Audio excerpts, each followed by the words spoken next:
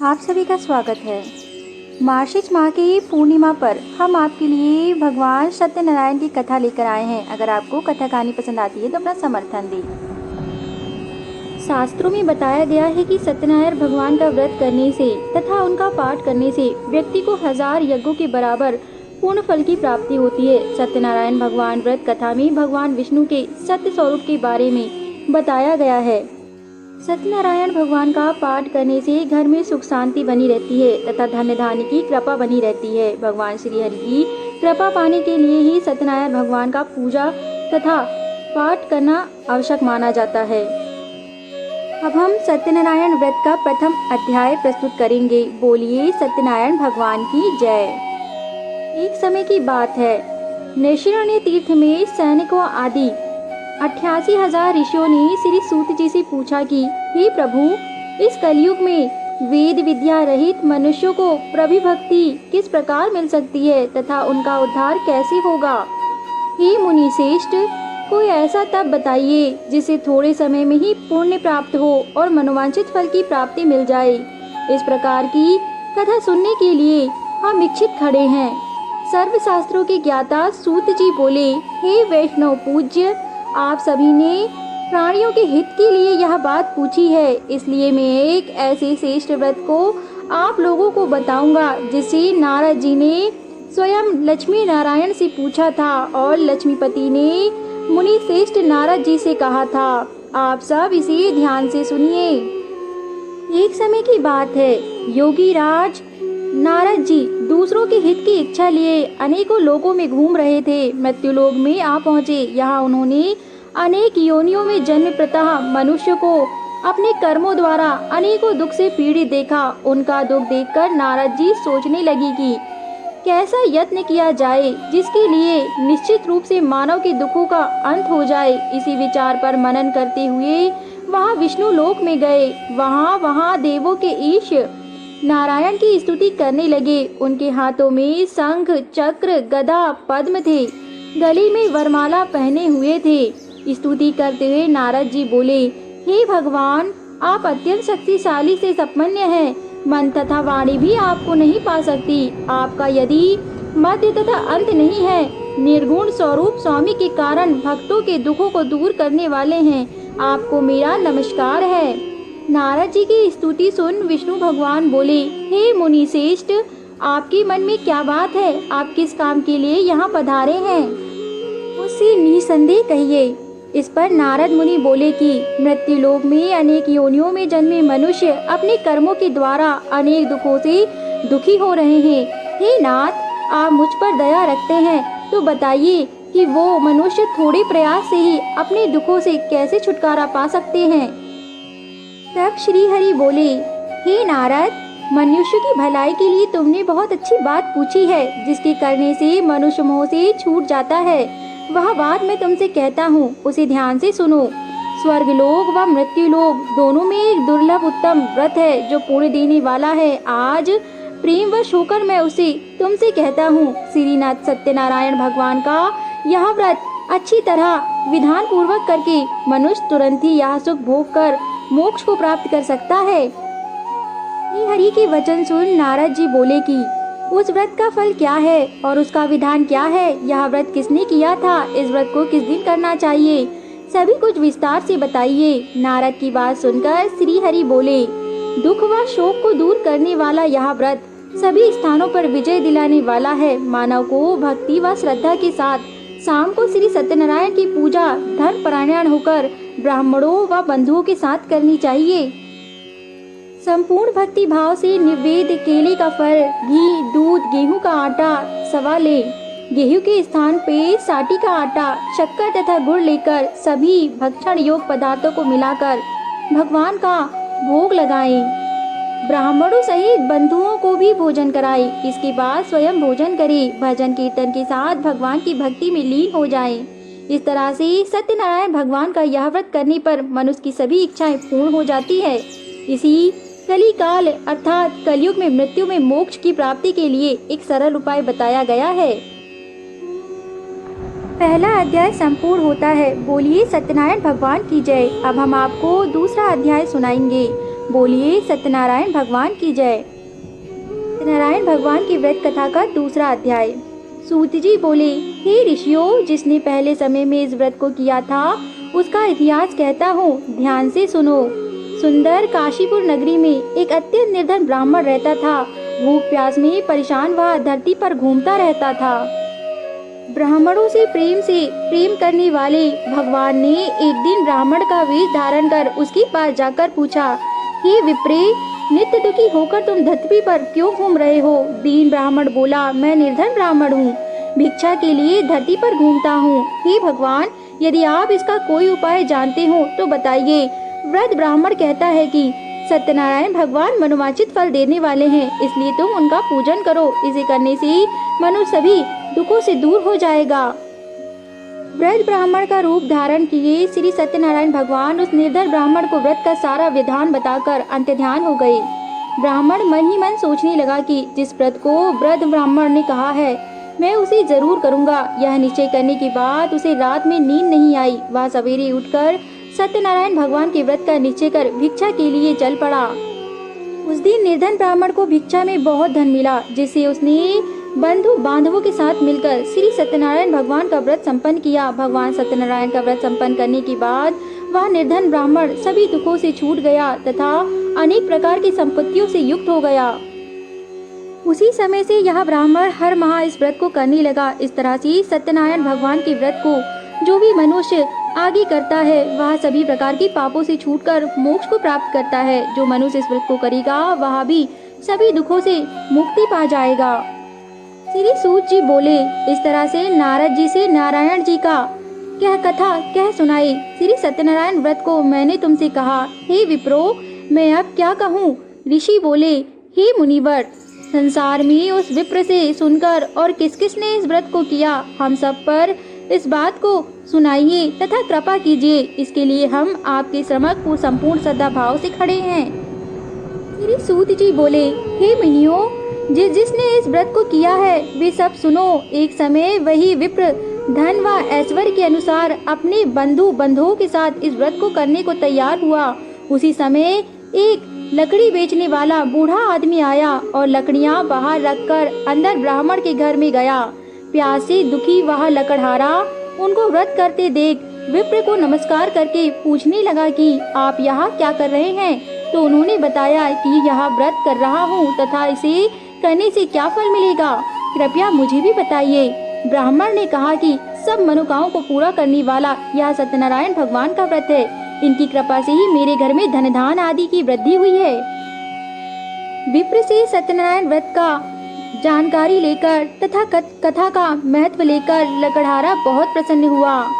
चरण अमृत लेकर वह प्रसाद खाने के बाद वह अपने घर गया। लकड़हारी ने अपने मन में संकल्प किया कि आज लकड़ी बेचने से जो धन मिलेगा उसी से श्री सत्यनारायण भगवान का उत्तम व्रत करूंगा। मन में विचार से लेकर बूढ़ा आदमी सिर पर लकड़ियां रखकर उस नगर में बेचने को चल दिया जहां धनी लोग ज्यादा रहते थे। उस नगर में उसे अपनी लकड़ियां का दाम 4 गुना अधिक मिला। बूढ़ा लकड़हारा बहुत प्रसन्नता के साथ दाम लेकर केले, शक्कर, घी, दूध, दही और गेहूं का आटा ले और सत्यनारायण भगवान के व्रत की अन्य सामग्रियां लेकर अपने घर को चल दिया। वहां उसने अपने बंधुओं को बुलाकर विधि विधान से श्री सत्यनारायण भगवान का पूजन किया और व्रत किया। इस व्रत के प्रभाव से वह बूढ़ा लकड़हारा धन, पुत्र आदि से युक्त होकर संसार के समस्त सुखों को भोगकर अंतकाल में वैकुंठ धाम को चला गया। बोलिए सत्यनारायण भगवान की जय। द्वितीय अध्याय संपूर्ण होता है। अब हम तृतीय अध्याय प्रस्तुत करेंगे। बोलिए श्री सत्यनारायण भगवान की जय। सत्यनारायण भगवान के व्रत का तीसरा अध्याय। श्री सूत जी बोले, हे श्रेष्ठ मुनियों, अब आगे की कथा कहता हूँ। पहले समय में उल्कामुख नाम का एक बुद्धिमान राजा था। वह सत्यवक्ता जितेंद्रिय था। प्रतिदिन देव स्थानों पर जाता और निर्धनों को धन देकर उनके कष्ट दूर करता था। उसकी पत्नी कमल के समान मुख वाली तथा सती साध्वी थी। भद्रशिला नदी के तट पर उन दोनों ने श्री सत्यनारायण भगवान का व्रत किया। उसी समय साधु नाम का एक वैश्य आया। उसके पास व्यापार करने के लिए बहुत सा धन भी था। राजा को व्रत करते देखकर वह विनय के साथ पूछने लगा, हे राजन, भक्ति भाव से पूर्ण होकर आप यहाँ क्या कर रहे हैं? मैं सुनने की इच्छा रखता हूँ, तो क्या आप मुझसे कहेंगे? तब राजा बोला, हे साधु, अपने बंधु बांधवों के साथ पुत्र आदि की प्राप्ति के लिए एक महाशक्तिमान श्री सत्यनारायण भगवान का व्रत व पूजन कर रहा हूँ। राजा की वचन सुन साधु आदर से बोला, हे राजन, मुझे इस व्रत का सारा विधान कहिए। आपकी कथा अनुसार मैं भी इस व्रत को करूँगा। मेरी भी संतान नहीं है और इस व्रत को करने से निश्चित ही रूप से मुझे संतान की प्राप्ति होगी। राजा से व्रत का सारा विधान सुन व्यापार से निर्वत हो वह अपने घर गया। साधु वैश्य ने अपनी पत्नी को संतान देने वाले इस व्रत का वर्णन कह सुनाया और कहा कि जब मेरी संतान होगी तब मैं इस व्रत को करूँगा। साधु ने इस तरह के वचन अपनी पत्नी लीलावती से कहे। एक दिन लीलावती पति के साथ आनंदित हो संसारिक धर्म में प्रवृत्त होकर सत्यनारायण भगवान की कृपा से गर्भवती हो गई। 10वें महीने में उसके गर्भ से एक सुंदर कन्या ने जन्म लिया। कन्या ऐसे बढ़ने लगी जैसे कि शुक्ल पक्ष का चंद्रमा बढ़ता है। माता पिता ने अपनी कन्या का नाम कलावती रखा। एक दिन लीलावती ने मीठे शब्दों में अपने पति को याद दिलाया कि आपने सत्यनारायण भगवान के जिस व्रत को करने का संकल्प किया था उसे करने का समय आ गया है। आप इस व्रत को करिए। साधु बोला, हे प्रिय, इस व्रत को मैं उसके विवाह पर करूँगा। इस प्रकार अपनी पत्नी को आश्वासन देकर वह नगर को चल दिया। कलावती पिता के घर में रहकर वृद्धि को प्राप्त हो गई। साधु ने एक बार नगर में अपनी कन्या को सखियों के साथ देखा तो तुरंत ही दूत को बुलाया और कहा कि मेरी कन्या के योग वर देख कर लाओ। साधु की बात सुनकर दूत कंचन नगर में पहुंचा और वहां देखभाल कर लड़की के सुयोग वणिक पुत्र को ले आया। सुयोग लड़की को देख साधु ने बंधु बांधवों को बुलाकर अपनी पुत्री का विवाह करा दिया। लेकिन दुर्भाग्य की बात ये थी कि साधु ने अभी भी सत्यनारायण भगवान का व्रत नहीं किया था। इस पर श्री भगवान क्रोधित हो गए और शाप दिया कि साधु को अत्यधिक दुख मिले। अपने कार्य में कुशल साधु बनिया जमाई को लेकर समुद्र के पास स्थित होकर रत्नासारपुर नगर में गया। वहां जाकर दामाद ससुर दोनों ने मिलकर चंद्रकेतु राजा के नगर में व्यापार करने लगे। एक दिन भगवान सत्यनारायण की माया से एक चोर राजा का धन चुराकर भाग रहा था। उसने राजा के सिपाहियों को अपना पीछा करते देखा तथा चुराता हुआ धन वहां पर रख दिया। वह साधु अपने जमाई के साथ ठहरा हुआ था। राजा के सिपाहियों ने साधु वैश्य के पास जाकर राजा का धन पकड़ा तो वह ससुर जमाई दोनों को बांधकर प्रसन्नता से राजा के पास लेकर गया और कहा कि इन दोनों ने चोर का धन पकड़ लिया है, अतः ये दोनों ही चोर हैं। अब आप आगे की कार्रवाई की आज्ञा दें। राजा की आज्ञा से उन दोनों को कठिन कारावास में डाल दिया गया और उनका सारा धन भी उनसे छीन लिया गया। श्री सत्यनारायण भगवान से श्राप से साधु की पत्नी भी बहुत दुखी हुई। घर में जो धन रखा था उसे चोर चुरा कर ले गए। शारीरिक तथा मानसिक पीड़ा वह भूख प्यास से अति दुखी हो अन्न की चिंता में कलावती के ब्राह्मण के घर गई। वहां उसने श्री सत्यनारायण भगवान का व्रत होते देखा, फिर कथा भी सुनी। वह प्रसाद ग्रहण कर वह रात को घर वापस आई। माता के कलावती से पूछा कि हे पुत्री, अब तुम कहाँ रहती हो? तेरे मन में क्या है? कलावती ने अपनी माता से कहा, हे माता, मैंने एक ब्राह्मण के घर में श्री सत्यनारायण भगवान का व्रत देखा। कन्या के वचन सुन लीलावती भगवान की पूजन की सामग्री की तैयारी करने लगी। लीलावती ने परिवार व बंधु सहित सत्यनारायण भगवान का पूजन किया और उसे वर मांगा कि मेरे पति तथा जमाई शीघ्र घर आ जाएं। साथ ही वह भी प्रार्थना की कि हम सब पहले की तरह रहें तथा हम क्षमा मांगते हैं। श्री सत्यनारायण भगवान इस व्रत से संतुष्ट हो गए और राजा चंद्रकेतु को अपने सपने में दर्शन देकर कहा, हे राजन, तुम उन दोनों वैश्यों को छोड़ दो और तुमने उनका जो धन लिया है उसे वापस कर दो। अगर ऐसा नहीं किया तो मैं तुम्हारा धन व राज्य संतान सभी को नष्ट कर दूंगा। राजा को यह सब कहकर वह अंतर्ध्यान हो गए। प्रातःकाल सभा में राजा ने अपना सपना सुनाया, फिर बोले कि वणिक पुत्रों को कैद से मुक्त कर सभा में लाओ। दोनों ने आते ही राजा को प्रणाम किया। राजा मीठी वाणी में बोला, हे महान अनुभव, भाग्यवश ऐसा कठिन दुख तुम्हें प्राप्त हुआ है, लेकिन अब तुम्हें कोई भय नहीं है। ऐसा कह राजा ने उन दोनों को नए वस्त्र आभूषण भी उपहार में दिए। जितना धन उनका लिया था उसे दुगना धन वापस कर दिया। दोनों वैश्य अपने घर को चल दिए। सत्यनारायण व्रत का तीसरा अध्याय संपूर्ण हुआ। बोलिए सत्यनारायण भगवान की जय। श्री सत्यनारायण भगवान का चौथा अध्याय। बोलिए सत्यनारायण भगवान की जय। श्री सूत जी बोले, वैश्य ने मंगलचर का अपनी यात्रा आरंभ की और अपने नगर की ओर चल दिए। उनकी थोड़ी दूर जाने पर एक दंडी वैश्यधारी श्री सत्यनारायण ने उनसे पूछा, हे साधु, तेरी नाव में क्या है? अभिवाणी वणिक हंसता हुआ बोला, हे दंडी, आप क्यों पूछते हो? क्या धन लेने की इच्छा है? मेरी नाव में तो बैल व पत्ते भरे हुए हैं। वैश्य के कठोर वचन सुन भगवान बोले, तुम्हारा वचन सत्य हो। दंडी से वचन कहकर वहां से दूर चले गए। कुछ दूर जाकर समुद्र के किनारे बैठ गए। दंडी के जाने के बाद साधु वैश्य ने नित्य क्रिया के पश्चात नाव को ऊंची उड़ते हुए देखकर अचंभा माना और नाव में बेल पत्ते आदि देख वह मूर्छित होकर जमीन पर गिर पड़े। मूर्छा खुलने पर वह अत्यंत शोक में डूब गया। तब उसका दामाद बोला कि आप शोक न मनाए, यहाँ दंडी का श्राप है, इसलिए हमें उनकी शरण में जाना चाहिए, तभी हमारी सभी मनोकामनाएं पूरी होगी। दबान की बात सुनकर वह दंडी के पास जा पहुंचा और अत्यंत अभिभक्ति भाव से नमस्कार करके बोला, मैंने आपसे जो जो असत्य वचन कहे थे उनके लिए मुझे क्षमा कर दीजिए। ऐसा कहकर महान शोकातुर हो रोने लगा। तब दंडी भगवान बोले, हे वणिक पुत्र, मेरी आज्ञा से बार बार तुम्हें दुख प्राप्त हुआ है। तू मेरी पूजा से विमुख हुआ। साधु बोला, हे भगवान, आपकी माया से ब्रह्मा आदि देवता भी आपके रूप को नहीं जानते, तब मैं अज्ञानी कैसे जान सकता हूँ? आप प्रसन्न होइए। अब मैं सामर्थ्य के अनुसार आपकी पूजा करूँगा। मेरी रक्षा करो और पहले के समान नौका में धन भर दो। साधु वैश्य की भक्ति पूर्वक वचन सुनकर भगवान प्रसन्न हो गए और उसकी इच्छा अनुसार वरदान देकर अंतर्ध्यान हो गए। ससुर जमाई जब नाव पर आए तो नाव धन से भरी हुई थी। फिर वही अपने अन्य साथियों के साथ सत्यनारायण भगवान का पूजन कर अपने नगर को चल दिए। जब नगर के नजदीक पहुँचे तो दूत को घर पर खबर करने के लिए भेज दिया। दूत साधु की पत्नी को प्रणाम कर कहता है कि मालकिन, अपने दामाद सहित नगर में मालिक प्रकट हो रहे हैं तथा निकट आ रहे हैं। दूत की बातों को सुनकर साधु की पत्नी लीलावती ने बड़े हर्ष के साथ सत्यनारायण भगवान का पूजन कर अपनी पुत्री कलावती से कहा कि मैं अपने पति के दर्शन को जाती हूँ, तो कार्य पूर्ण कर शीघ्र आ जाना। माता के ऐसे वचन सुन कलावती जल्दी में प्रसाद छोड़ अपने पति के पास चली गई। प्रसाद की अवज्ञा के कारण श्री सत्यनारायण भगवान रुष्ट हो गए और नाव सहित उसके पति को अपनी पानी में डुबो दिया। कलावती अपने पति को वहां ना पाकर रोती हुई जमीन पर गिर पड़ी।